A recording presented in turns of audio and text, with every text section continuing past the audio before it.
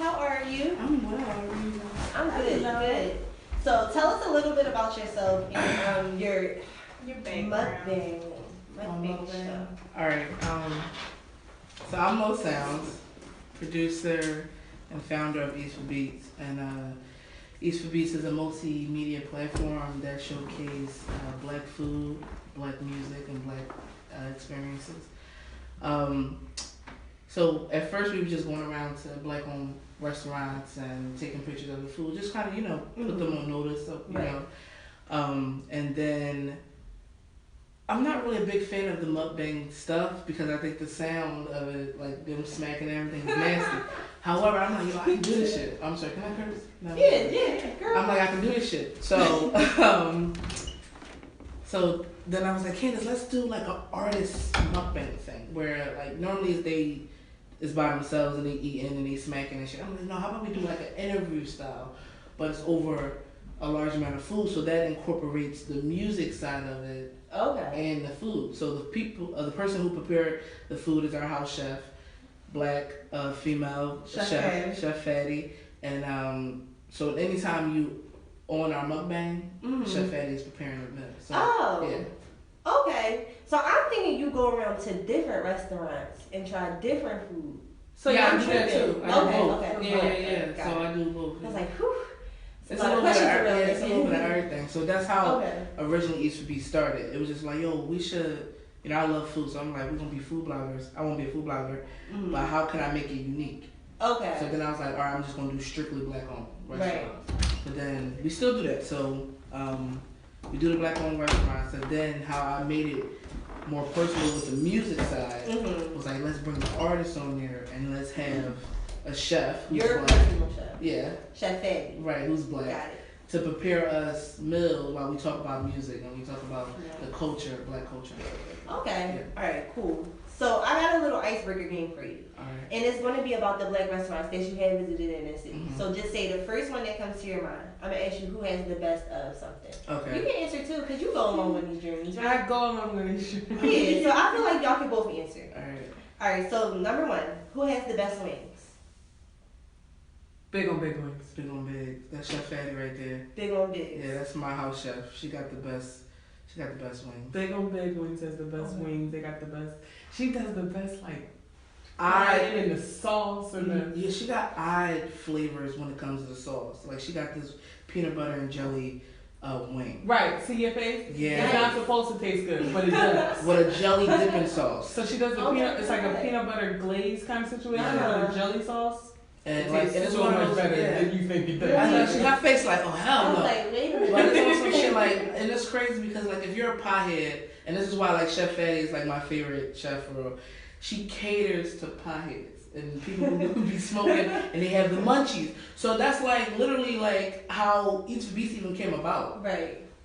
I'm in the studio, Okay. you know what I mean? So big on big wings. Go ahead, I'll let you go. All right, best French fries. Candace, I'm not a heavy French fry lover. Who had the best French? Was it Shiz? What is shit? Shiz steaks?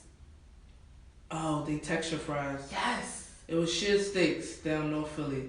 They got a really good texture of fries that is like, it's crunchy. It's like a crunchy fry, but it's like another batter of crunch on the fry. I don't know. It's a different texture. I feel like I know what y'all talking about. Yeah. Those kind of fries. It's a different texture. But she like loaded fries too. I like loaded fries too. Like, what's the spot you always? The Stand. The Stand. The Yeah, Stand is the best crab fries right there on Highland ever in Park. life. They got really good crab fries. They do. Okay. The Stand. All right. Best cheesesteaks. Shiz. Chef Shiz. I gotta go there for a cheesesteak platter so I can get the fries too. Oh, Shiz Steaks. I'm sorry. Steaks. Shiz Steaks. All right, I got three. Cause she likes salmon cheesesteaks. I like salmon cheesesteaks. Okay. So the Better Box got the best salmon cheesesteak right now, and it's a stand, like a food truck joint called A Different Vibe. They salmon cheesesteaks is off the chain. So yeah, I've been on the salmon cheesesteak wave. Okay. Yeah. I was gonna ask a question about best salmon too, so I guess okay. From the same place. Better Box. Better Box got the salmon cheesesteak on lock. Okay. Yeah. They do. All right, that's breakfast. Ooh, bistro for me.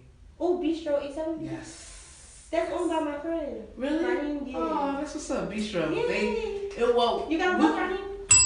Hey, we went to they brunch. So I mean, I don't wake up till 11 anyway, so that's breakfast for me. But I would say bistro. Bistro had a really, really good brunch. I would have to say Pretty Girls Cook. Ooh. Oh damn, bistro. I'm gonna have to take. Oh my god. Fuck. I'm gonna have to take that one. Yo, Pretty Girls Cook. Nobody fucking with them. I'm sorry, bistro. That's it's down north. I think it's Northern Liberties. It's kind of like getting into Northern Liberties. Where is it? Like something in Girard, like something like, down there, yeah, on Girard, like but in like Northern Liberties area. Okay. I'm gonna have to say this. Pretty Girls Cook, right? I had this breakfast sandwich called what was it called? Wake and Bake. Wake and Bake. It was sausage, bacon, hash brown, French toast, egg. It was just like amazing, but bistro. It's okay. They can come. They're They're like neck and neck, cause that brunch was off the chain. Yeah, Bistro's brunch was off the chain. Their mimosas were wonderful. Oh my god, But Pretty Girls Cook. I love the it's so beautiful in there. Like it's black women all on the wall. It's cute. It's pink. It's glitter. It's gold. Like it's like. Yeah, it was everything awesome. a brunch should be. Yes. Well, Okay. Thank you so much. Thank you. So speaking of it being pretty in somewhere, who has the best atmosphere?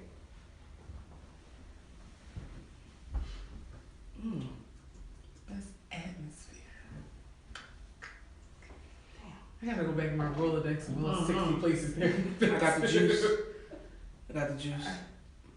Yeah, we stay order from there. She hasn't been. I haven't been, but I've been. Yes. I got the juice. Is like the food is amazing, and it's just like this hip hop atmosphere in there. It's so dope in there. Yeah. I love. Yes. Actually, for me, I got the juice. I actually got a photo shoot. I got a photo shoot there. Yeah, on the 21st. And I think that atmosphere embodies what Eats4Beats is. So I can't wait for the photo shoot. But she was in there one time. She was filming. I was like, I got to get there. But like I went there, my jaw dropped. Yeah, the place is around the corner from her job, so she goes there often. I just haven't had the opportunity to get there, but I'm going. It's a Queen's fault I went there. So. Queen is always out. Yeah, it's convenient. It's like right around it's the literally right around the corner. It's like it's one of the best food spots, so we always end up like going there. Yeah, I got the juice. I got the juice. What kind of food do they serve? Just like American? It's like American. So I got like wraps and salads. But my salmon dishes. Yeah, like my thing about restaurants is if you can make me a really good salad and I'm not bored, we got something to talk about. So the first time I went there, I got a salad. I was not bored. I was very solid. It was so bomb. Yeah.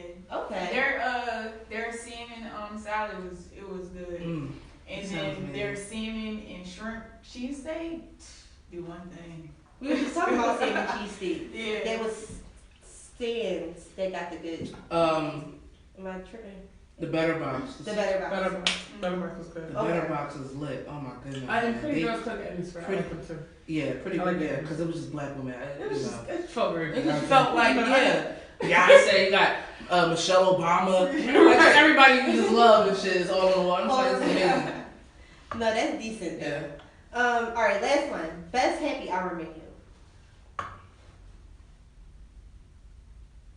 Damn, we don't really do happy hour. We haven't done a happy hour yet. We used to go around brunch or lunch. Or lunch or dinner. Like we miss like it because by the time she get home it's like 6. Mm-hmm. So happy hour would normally be on his way out. I'm gonna say good drinks. Can we just say good drinks? Yeah. Encore has the best drinks. Encore is right there, 40 Drive's little hood bar, but they got these fish bowls. Like it'd be like $15, but the fish bowl is like that. You about to be lit. You gonna be lit. You only need one. You only need one, and if you want to push the limit and get a little freaky that night, maybe one too. You know what I'm saying? But that whole spot, the atmosphere is cool. It's like a real millennial type atmosphere. They got the little young Jones who just turned 21 rolling in there. But for the most part, it's like 25 plus, you know, in there. Is the music good? Music's good. DJ's good. I had a fish fry there. Yeah, we got our first game. My first annual fish fry there. My mom had a fish fry there. My mom grew up with the owner, so it was like it's like good family. It's like good vibes, good family, good situation. Yeah, and they got really good drinks and they strong as hell. So I hung out the window, so that's my car. But you know, that makes me. You just put us on to something. Go try the whip. Yo, I said, babe, what are you doing? What are you doing? We on the expressway. What are you doing? Wild kids, wild. Right, out of control. But you actually made me think about something that maybe we should like consider a happy hour. We should. Like more. We should start doing that. Yeah, absolutely. We could do it on Fridays. I wouldn't know. Yeah. Why not? Yeah, a whole other little like lean. Mm-hmm. Yeah. So like sitting here talking to y'all, I can't believe there's this many black-owned restaurants in the city. Right. Like, you don't even know this type of stuff. Absolutely, and that was the whole point of all of this. Like, let's connect our people, because I'm a foodie and I love food, and how I feel like I can give back is I spend my money on food all the time. I look up, damn, I'm broke because I went out and eating. Like, that's the reality. So I'm on some shit like, damn, how can I connect each other from different hoods or whatever? So we just want to bring back the black dollar into our communities, and a way we do that is by food. We consume the poppy stores, Chinese stores, all this other dumb shit where you have chefs that are specializing in Asian cuisine. Black chefs at that. Right. That can, you know what I mean? Like the Better Box, is their whole idea is a spin on Asian food. And they're black owned. So it's just like, yo, bam, go there, get their egg rolls, go get their fried rice, you know what I mean? Indulge in these black businesses that's doing it at a high level, you know what I'm saying? Yeah. Seriously. Yeah. So, how long have you been doing your mukbang stuff? Yeah. Can you give our viewers what's a mukbang and how you go about it, and like what makes yours like stand out? Because I know you're involved in music also, right? Okay, yeah. So the mukbang thing, which started I think in, what is it? I don't want to fuck it up. I'm just gonna say it's an Asian culture thing. Okay. I don't know which. I think it was Japan. I'm comfortable to. I don't know. I don't want to be. Yeah. You know how it goes with these. I don't know which one. It was Asian culture. We're gonna go with Asian culture. Yeah, we just said it. It was Asian culture, and it started a big thing on YouTube where these Asian people be eating large amount of food, like big ass seafood, crab legs, and they slurping and sucking and doing all this nasty shit, and it sounds disgusting. So then I was having a hard time when we first started Eats4Beats really incorporating the beats part of the business or whatever. So then I'm like, all right, I'm a producer, but everybody don't know that. I put my music into my vlogs, but everybody don't really peep or whatever. Right. So I was like, yo, we gotta do something where I'm sitting down with artists, talking to them, and I was like, yo, Eats4Beats, food. Let's put the food on the table. Let's sit in front of the food and let's talk shit and eat. So then going back and realize, oh damn, that's kind of mukbang style. But I think we pronounce it wrong. I think it's mukbang, but I feel like when I say that, I'm making fun of. So I just say mukbang. Yeah, I say why you feel like you're making fun of? Because I when you put the muck and the bang together, it just sounds like mukbang. See, that sounds like it just sounds like you just trying to be a smart ass person. You know what I mean? You just being smart and ignorant. So I'd rather say mukbang, because that, you know what I mean? That's the hip hop in me. And then, you know what I mean? The show is about hip hop and music. And then like how it's spelled is like MUCKBANE. So Right. you know it's like mukbang or bang. I just don't know. The difference of the language or whatever. Eats4Beats does mukbangs. Yeah. Until somebody needs a correction. Correct. You know what I mean? But But I'm gonna call it mukbang. And so then that's where we got the whole concept, like, let's eat, you know what I mean? Talk shit, and I think it'll be like different dynamic of the interview style than we normally see, you know what I mean? Right. But yeah. What artists have you? Sorry, go ahead. No. Yeah, I was going to ask about the music, but you the artist. Yeah. All right. What artists have you had so far? So we only been doing it for like the month of October. Yeah, we skipped November because of Thanksgiving and everything of that nature, not to celebrate the idea of Thanksgiving. That's but just it's just that's when my family get together, because we already know Thanksgiving. Let me clear that up. Bam.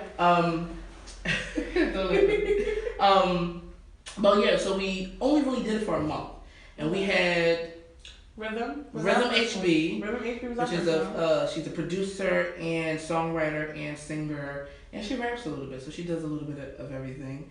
We had a DJ Jams. She throws queer-friendly parties in the city of Philadelphia for queer women of color or males, whatever. And she throws these parties, whatever. So I, for her on the show, and then I had my one of my best friends who she raps, but she's not really in the mix anymore. Her name is Infinite. So I had 3 artists on there. Okay, nice. Yeah. So who provided the food, the experience? Like who provided the food as y'all, talking about music and whatnot, and having a whole conversation? So Candace and I buys the food, and Chef Fatty, and then Chef Fatty makes it. So Chef Fatty, she is the Eats4Beats house chef. So it started because she has big on big wings, and we feature her. Actually, your very first mukbang, back it up, right? Was with Infinite, it wasn't an artist mukbang. It was to promote Big on Big Wings. Right. It was to give them the platform. Right. That's when we started moving. That's really when we started moving into featuring chefs more, right? Instead of just going to restaurants, had to going to chefs and stuff like that. Right. So that's when the very first mukbang came. Yeah, and it was like a big ass plate, not to cut you off, babe, of 100 wings. Yeah, it was crazy, of different flavors. 100 wings. 100 wings, 5 different flavors. They feel like a dream. Wow. Yes. Wow. And Chef Fatty prepared that, and it was me and my best friend Infinite, and we just was like just out of the presentation, everything was beautiful, and we took a picture of it and posted on social media, and we got a good response to it. I'm like, yo, I think I can do this shit. Like, you know what I mean? I think me eating, which I love to do, and talking shit, which I love to do, I just think it just works. And and it really works for everybody all around because we get to do our mukbangs and we get to promote our brand and we're promoting artists at the same time, and then Chef Fatty gets her promotions and she gets clientele up. So it's really, that's what Eats4Beats is. Eats4Beats is really a win-win-win for everybody. We're trying to put everybody eats literally. Literally. And we're trying to put everybody on black. Let's go. You're supporting everything black. That's the motto of 2020. Absolutely. So your first love, it seeming like it was music. Yeah, absolutely. Yeah. Okay, and then the food shit, came in. Yeah. Okay, so when did you start doing music? Probably like 17. So I'm 25, so okay. 17. So it's been a little while. Yeah. So 17, I really was like, yo, I think this is something that I really want to do. I have a huge family. My grandmother had 10 children, including my mother. My mom's a poet. All my uncles spit.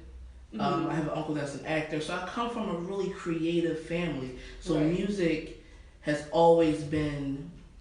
food have always been like the connection in my family. Like this is just like something that we love. We get around, we listen to music, we eat food, we talk shit. Like that's how my family bond, and I'm sure most people family bond, right? So I wanted to take music. I'm just like, all right, I'm around these creative ass people. I think I want to do this shit. I stopped playing basketball. I left college in a sense. My first year in college, I really wasn't feeling that shit because it wasn't my major. So I went to Lincoln. Okay. Lincoln University. Right. I only was there for a semester. I went to Cheney. So that's where the beef comes in. I don't even give a fuck about I went to shit, you know what I mean? So. Dang, we all beef in there. Yeah, and I never even felt connected, you know what I mean? Like, so with the whole college thing. And I'm just like, man, I don't really have my major here. They didn't have music. I was a political science major. All this dumb shit that just wasn't. That's pretty cool. You was political science? Yeah. Like, I mean, I think I can talk. You know, I wanted to be a lawyer for a moment. And then once I really started getting into myself, I'm like, yo, the music is where it's at. So, bam. So once I left college or whatever, I went to CCP for music. Okay. Bam, did that, and then I transferred over to the Art Institute. Okay. And they got me with tuition so crazy, so then this school just wasn't an option altogether. I was like, fuck it, like I don't have the money to pay it. And I'm like, yo, I'm gonna take the tools that I learned from the Art Institute and just start doing my own shit, plus YouTube. So once I'm on YouTube, I'm realizing, yo, I can do this shit. So I got my first beat machine. I was making beats. That's where I met my best friend Infinite. We was the only 2 black and female in the audio engineering class at the Art Institute. So when we saw each other, it was like, oh, bitch, we friends. And then on top of that, we gotta be friends. And it was like, oh, you rap? And I'm like, oh, should I produce? So it was an instant connection there. So then 2016, like 2015, 2016, my family, because my uncles, they always rapped or whatever, they always had like a little buzz in the street. But then now they're on their last hurrah, like, all right, we're older, let's try to push it one more time, right? So I'm like, all right, I'm a young person, I'm in the mix of all this shit. They start getting the LLC, start really trying to build the label. But of course life happens, marriage, kids, all that shit. The passion is not there anymore. Mm-hmm. But I'm this young person, like, no, this is what I want, all this fire in me. So then I was like, I'm sorry, what you say, Lou? 12:03. I'm sorry, I'm wrap it up. 12:30. 12:30. Yeah. Sorry. Go ahead. I'm going on too much. No. Okay. Because I can go on and on, you know what I mean? So then I was just like, yo, like, I want to be a part of this. It failed. So then I'm like, all right, it's time for really just full throttle, do this shit myself. Yeah. Working with artists, trying to connect like-minded individuals and find a tribe in a sense was very difficult for me. You know, so I felt alone majority of the time in my creative development with music. So I kind of fell back from it in a sense. And I was just like, what can I do? I still love music. I still want to be a part of music, but maybe in the direction of the label and the producer thing isn't the lane. And that's when Eats4Beats kind of came into it. But I love music. Music's my first love. I want to be around it, but maybe me making it isn't the ultimate. Well, don't give up on it now. But yeah, just to put people on a platform is cool too. Yeah. But yeah, you can always produce. You can come back to it. Yeah, we'll see. I mean, she has. Yeah, She has. But it's not the it's not the main focus Mm-hmm. like it used to be. Like, you know what I mean? It's like, I make music if I want to make music. If I don't, it's no pressure. You know what I mean? Yeah. Or I felt pressure trying to develop my own label, get all my artists together. I felt it was just heavy on me. You know what I mean? Right. So once I took a step back, which I'm still taking a step back, I'm trying to find the full appreciation of it again. You know what I mean? Yeah. Mm-hmm. I have to tell you my whole life story. But it's cool. I'm glad we got that out. Yeah. So what is the ultimate goal for Eats4Beats? Is it to like maybe have your own restaurant one day, or definitely to have your own label? Absolutely. I think that's what you want too. Yeah. Have my own restaurant. Have my own label because I still want to be a part of music and everything. But it's really just what did I say? Oh, I said something in the car, but I forgot. I thought she would remember. Okay, whatever. It's like to be like the staple of everything black. Like just a big ass brand, but have everything in it. We got chefs, we got cooks, we got music, we got maybe modeling or some shit. We got film. It's just like everything. Everything artsy. Enterprise. Bam, exactly. Like a black entertainment enterprise. Like just production, everything. Video production and radio production, everything, music and everything. Just have all that shit I'm interested in. I love film. You know, I literally be watching TV and I can't even watch it to really. I enjoy it, but I'm breaking that shit down. You know what I mean? Right. Like you know what I mean? Like art, period. I'm just really in tune with it, and I want to build a company where we can do all that shit. I feel that. There's no limitations, you know. That's a great idea. Absolutely. Yeah. Now, do you feel like this has to stay in Philadelphia, or could you see yourself relocating? Because sometimes I feel like Philly has, and I love Philly, I'm from Philly, don't get me wrong, but we have a very crab in the barrel mentality a little bit here. Like, it's no room for anybody to grow. Yeah, I totally agree, especially just being around in the art scene is really clicky, and it's real like, I feel like I'm in between. I can be real peace and blessings, and my chakras can be in line, but then I can also be real ratchet and real this and real. I like Hennessy and like to smoke weed and shit. Like, you know what I mean? I like hood nigga shit. And I feel like sometimes as a person who embodies both of that, it's hard to find your place. Right. So if you can make it out of Philly, like literally, and get on some next level shit, it takes a special individual, somebody who's not trying to kill somebody because you're just so frustrated or overwhelmed or trying to harm yourself. You know what I mean? Like if you make it out of Philly, like literally, like it's a fucking talent.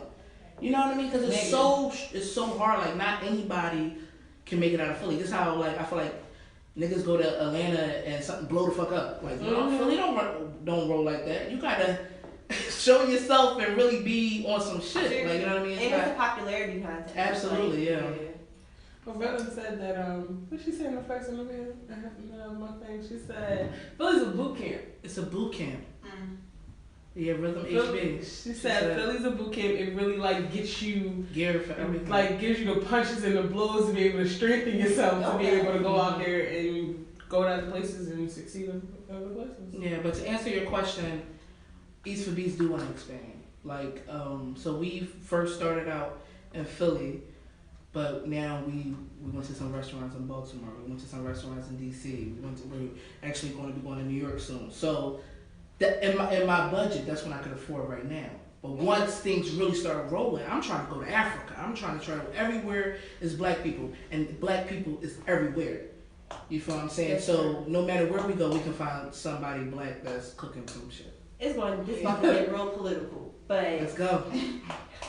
Do you feel like isn't black like kind of a thing in America? Like only African Americans can be black, or is it like so? If you went to Africa, are they black people or are they African people? You know, so are we comparing everything African or everything black? Because I feel like they're two different things. Go ahead. No, you go. If your skin is dark, you will support them. And I'm not saying dark as in like, oh, you gotta be your skin is melanated, I'm supporting you. Because at the end of the day, somewhere your family derived from Africa in some sense.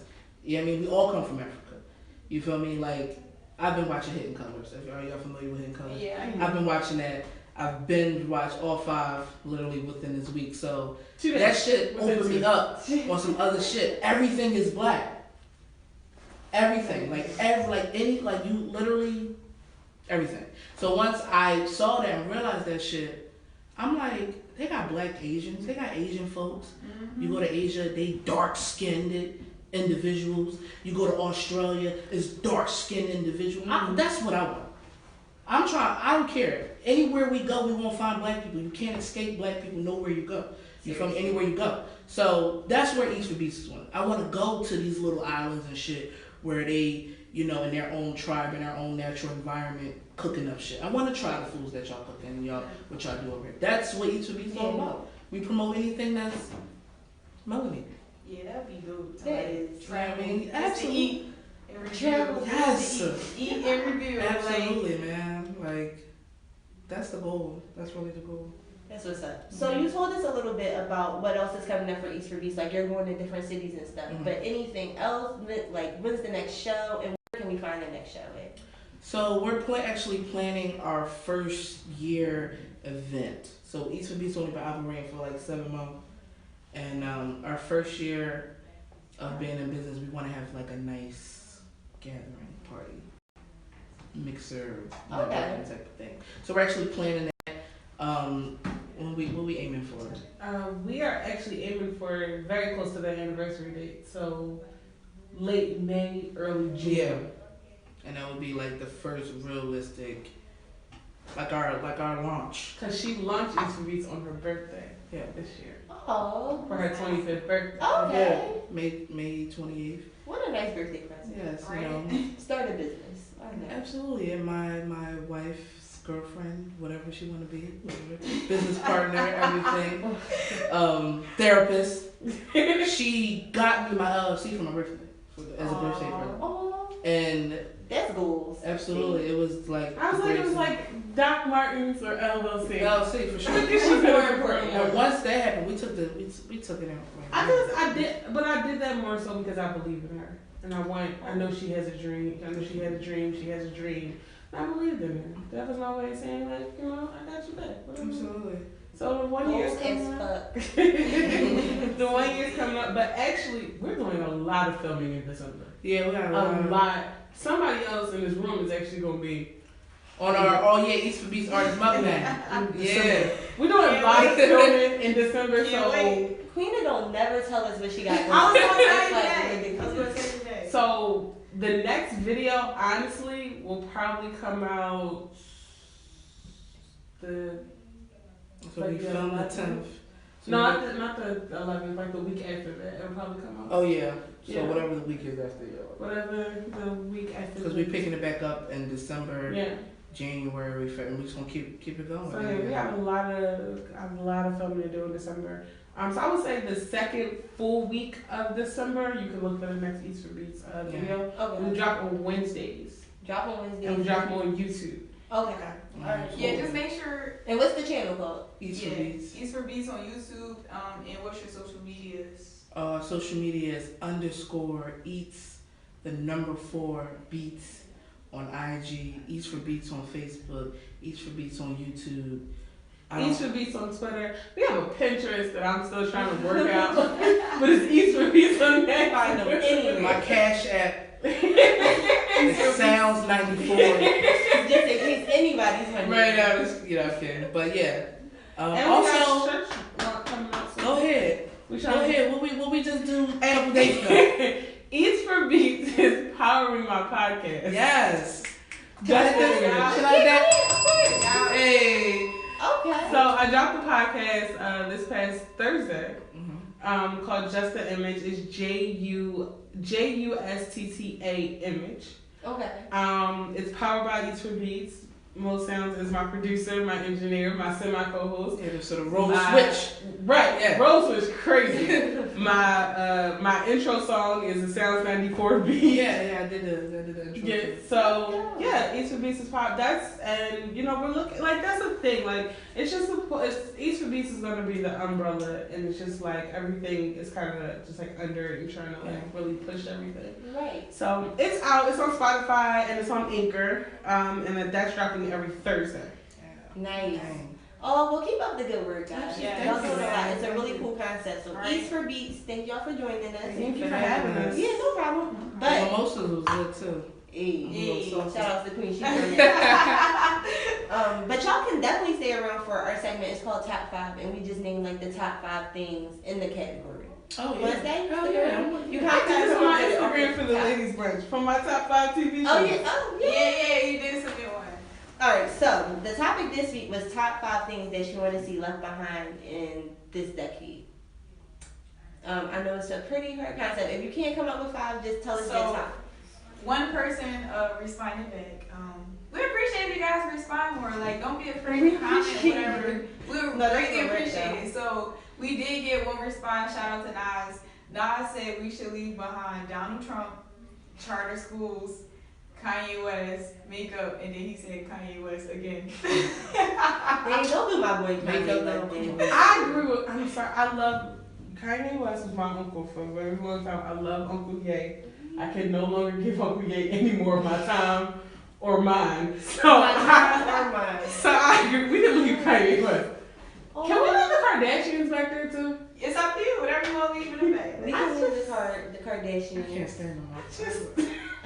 I think they're starting to recycle things now. I think I'm just done. I think I'm out of it. I was never a big ass fan of the Can you say Kardashians. white supremacy? Yeah. White supremacy. And that everything falls under that shit. Kardashians go, Kanye go, all that shit. Kanye is not an example of white supremacy. Why y'all doing my No, I Dang. Poor Kanye. No, Kanye. He might not be an example, but he does. I don't think he needs to be. What's the term they don't need to be? Cancel. I don't think he needs to be canceled. Can we leave cancel? Cancel culture. Because I feel like cancel culture is very unproductive. You don't leave room for people to grow or become better. Mm-hmm. Just leave that. Leave it in the back. Right. Did we say 5? No. White supremacy, Kanye. No, not Kanye. White supremacy, Kardashians. Cancel culture. Cancel culture. We got 2 more. Cause y'all definitely giving me ideas. I only got 3. Damn. I'm supposed to be prepared. All right, but I'll give y'all my 3. Women oppression. Women oppression. Yes. Women oppression. Can we stop oppressing women? Sexually too. So everything, sexually, voice wise, just everything, just money wise, pay women, just cut the motherfucking check. Period. All right. So social media is a big one for me. I'm not saying social media has to go away in general, but just the attachment we have to social media. Like most of us wake up and that's the first thing we do. Absolutely. Is on Facebook. We posting ourselves constantly. It's just like it's so draining. Yeah. And I don't know if it's draining for the poster, but it's like I don't know. Social media just sometimes has me depressed. If I'm going to like really be honest, you know. It definitely change your vibe. Like if you get on a certain app, it change your vibe. Just don't even get on them or like. But the one thing I do say about social media is that I think what a lot of people forget is that you have full control over your social media. Mm-hmm. And so if you are following, because you pick and choose what you follow. You don't necessarily pick and choose who follows you, but you pick and choose what you follow. If you just want to look at puppies and rainbows and that's going to bring you joy, you can literally follow puppies and rainbows and that can bring you joy. Just remember that you have control over it. Doesn't have to control you. Yeah. Dang. I definitely took in consideration of following a whole lot of people.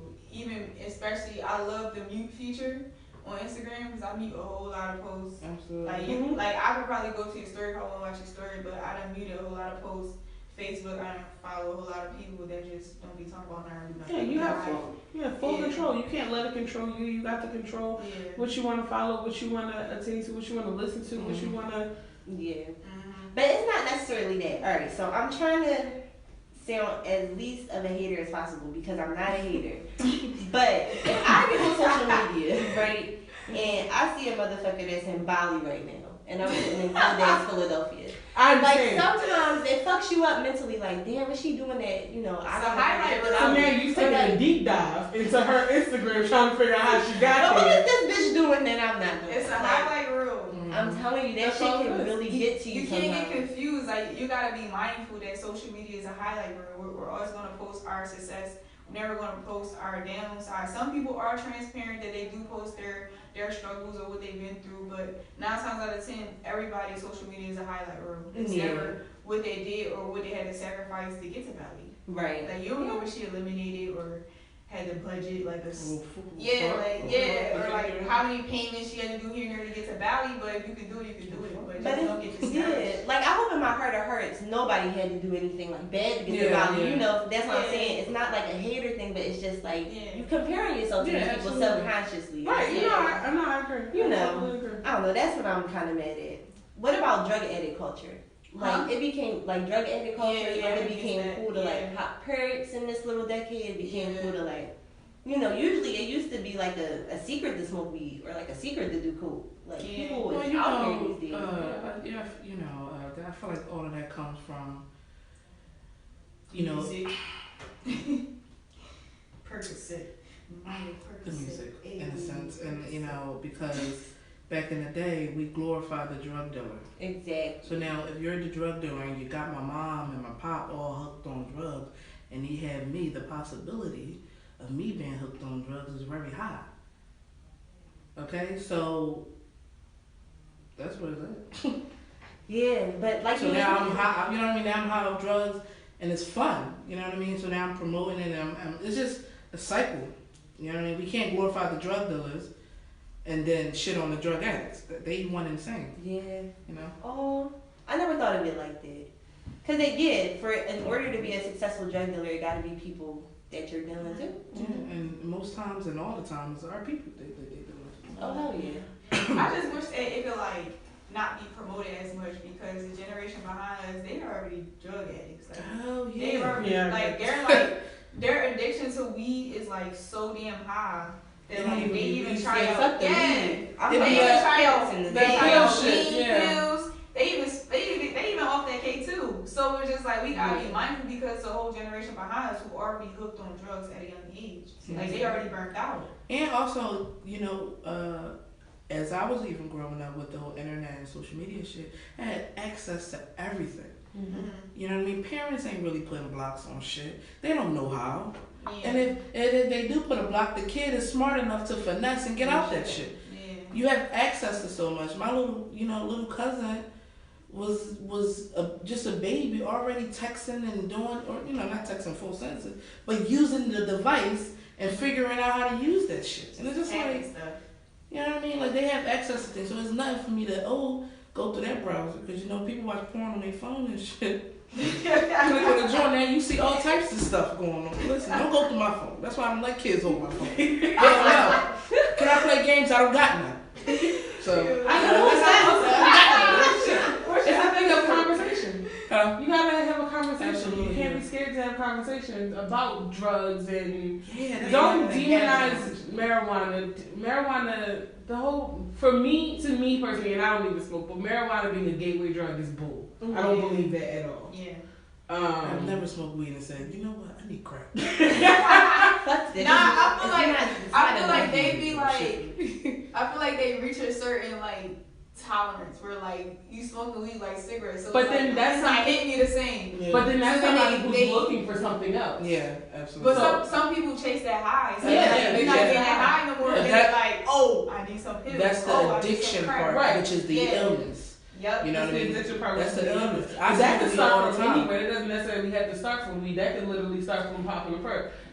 From you had surgery or some shit. That's why I say you have to be able to have conversations. So you have to talk. You gotta open, because I feel like a lot of drug culture could eliminate if parents would have conversations about the mental health, about just be open about what's going on. Motherfuckers are stressed. And let your kid be open, let your teenager be open enough to be honest with you. Yeah.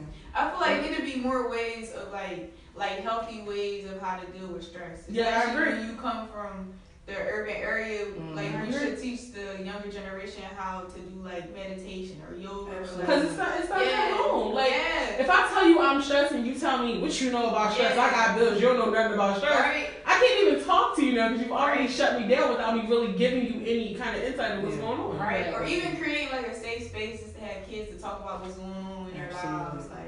That's what's needed in school. Schools need safe space for kids. There was one school that does meditation I read about. That's lit. That it said that detention and bad behavior and stuff like that really decreased. They don't give them detention, they let them meditate. Yeah. Yeah, I thought that was really dope. Yeah. Shanae, what was your other would be detention? Because we got stuff on your drug one. Oh yeah. Right. It was eyebrows, but people can have their eyebrows. That's it. That's fine. Shit. Yeah, you mean the thick eyebrows? Yeah, when you draw on your eyebrows. I feel like it's the same thing with makeup. Yeah. If people want to put makeup on, that's fine too. I was just being petty. You want to look like a clown too. Right. For mine, I feel like we need to I might sound harsh, but we should leave behind being sensitive about stuff. Because now if a person or a comedian or any jokes go about certain people tend to get really angry, and then the whole cancel culture come upon it'd be small stuff, and people I don't like the way you said that, you need to get canceled, that was mean, that was gross, I feel like we too it's okay to be mindful, but I feel like we too sensitive. You can't even make jokes about anxiety or stuff like that, saying somebody overreacting because they'd be oh, it's my mental health. You can't be it just be stuff like that. And leave the word toxic. Leave that in the back. Why do you have to say it because everything is toxic. No, chill. I think people are very sensitive, but I do think we as a culture has developed a very horrible idea of things.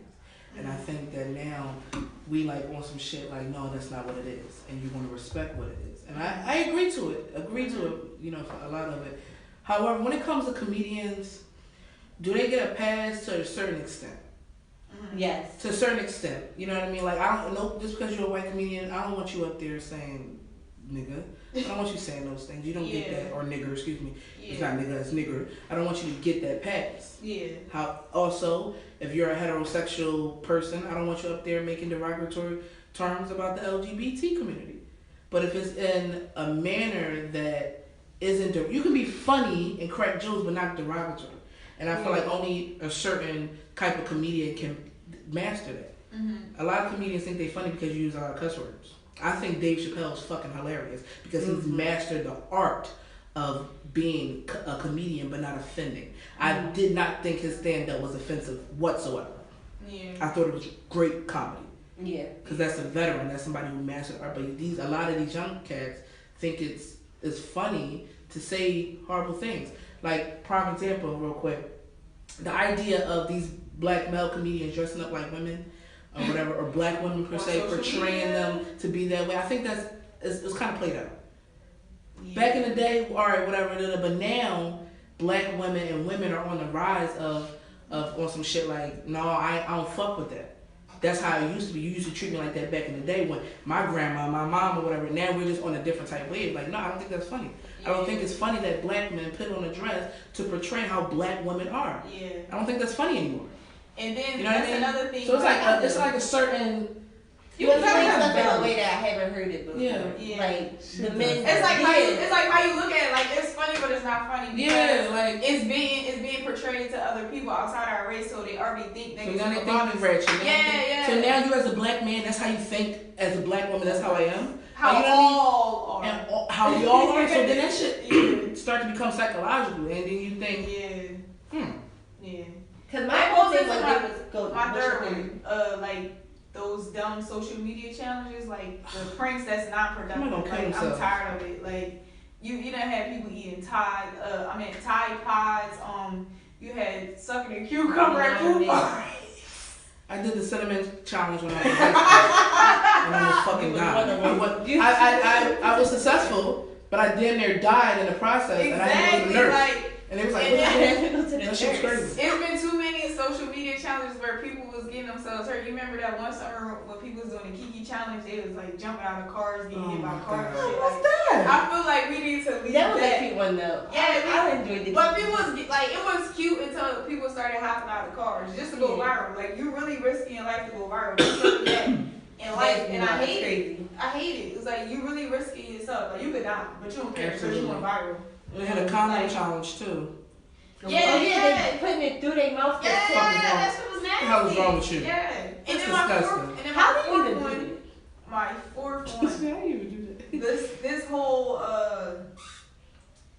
I feel like it's an overload of trauma. Like we keep seeing black people getting shot up by cops and stuff. Like, yeah, it's okay to be aware, but it's to the point where I feel like we're becoming desensitized to it rather than we should be reacting, protesting about it. Like, because we see it's like, oh my God, why you shoot them up like that? And then that's about it. And then people say their opinions on social media and that's it. Like, I feel like, like, I don't want to see that all the time. A lot of people is calling it trauma porn now on social media. That shit sad. Because you were telling me about the UPS driver earlier, and I was like, that doesn't shock me at all. Yeah, because we desensitized them. So it's just like, why watch a video of a cop shoot somebody like 5 times and I'm not crying or nothing? I'm just like, damn, that's crazy. Like, Alright, so guys, we are done for today. Sorry we had to end so abruptly. We get carried away here. But thank our guests for coming again. Okay, thank y'all so much. Thank you for having us. Eats4Beats live. Yeah, Eats4Beats. Follow it on all social media.